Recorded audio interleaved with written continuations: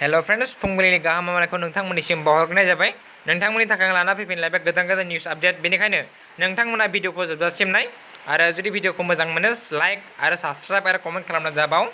दा बिदिब्ला दिनैनि गोदान निउस आपडेटफोरनि सायाव गिबियावनो मैया गासै कर'ना पजिटिभ मोनजों आसामाव 1218 माने 1218 बेनिनो गुवाहाटि सिटियाव मोननाय जादों 570।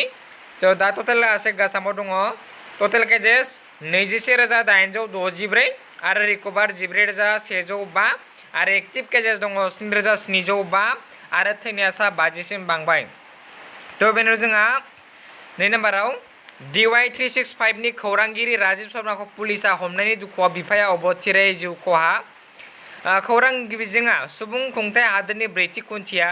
सुबुं खुंथाय हादोराव खौरांगिरिफ्रा मेंनाय गैया थाद'नाय गैयाजासे सान हर खौरां बुथुमनाय आरो फोसावनायाव मुखुब नांथाबनानै थानाय नुनो मोनो।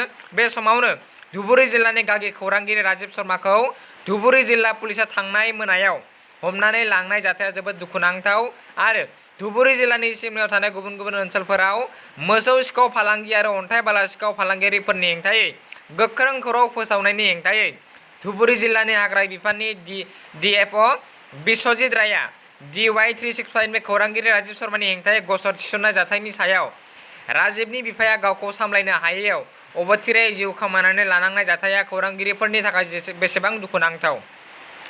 धुबुरीनि खौरांगिरि राजीव शर्माखौ पुलिसा हमनायनि सायाव बिफाया अबथिरै जिउ खोमानानै लानायखौ आसामनि सुबुं अनसाय बिफाननि मन्त्रि प्रमिला रानी ब्रह्मआ गोथौयै दुखु मोननाय फोरमायो आरो क'क्राझारनि जाखांफु खौरांगिरि रबिराम बरग'रिया गोथौयै दुखु मोननाय फोरमायो।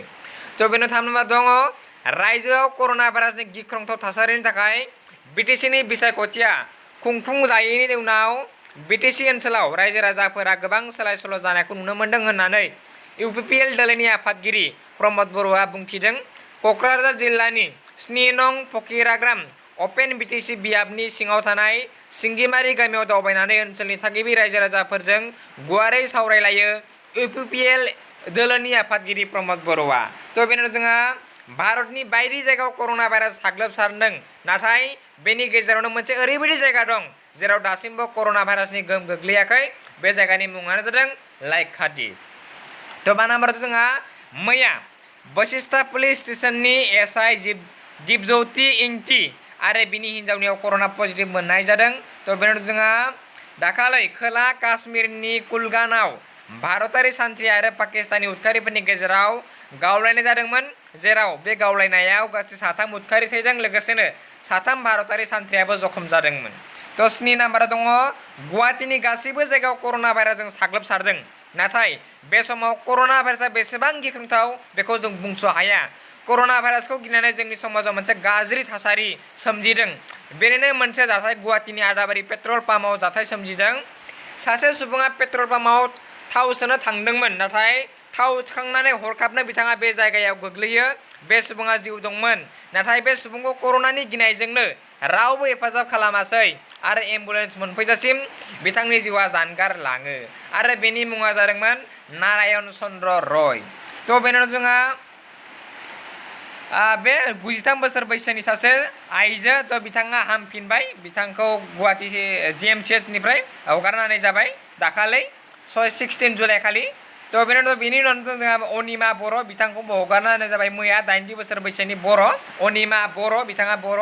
बिथांखौबो हगारना होनाय जाबाय GMCH निफ्राय। दासिम आसामाव 77 थैबाय दैबानानि जाहोनाव, 39 एफेक्टेड जाबाय दैबानाजोंनो। 71 पिपल दाय जाबाय, थैबाय आरो 39 लाख पिपल एफेक्टेड जाबाय गासै 27 डिस्ट्रिक्टआव। बेखौ बुंदों Assam state disaster management authority Friday माने शुक्रबारै। दिनैनि भिडिअ एसेनोसै, गोजोन्थों। फिन मोनसे गोदान भिडिअनि गेजेरजों नोंथांमोनखौ लोगो मोनफिनगोन। जुदि भिडिअखौ मोजां मोनदों लाइक आरो कमेन्ट आरो साबस्क्राइब खालामनो दामाव। दिनैनि भिडिअ एसेनोसै, गोजोन्थों।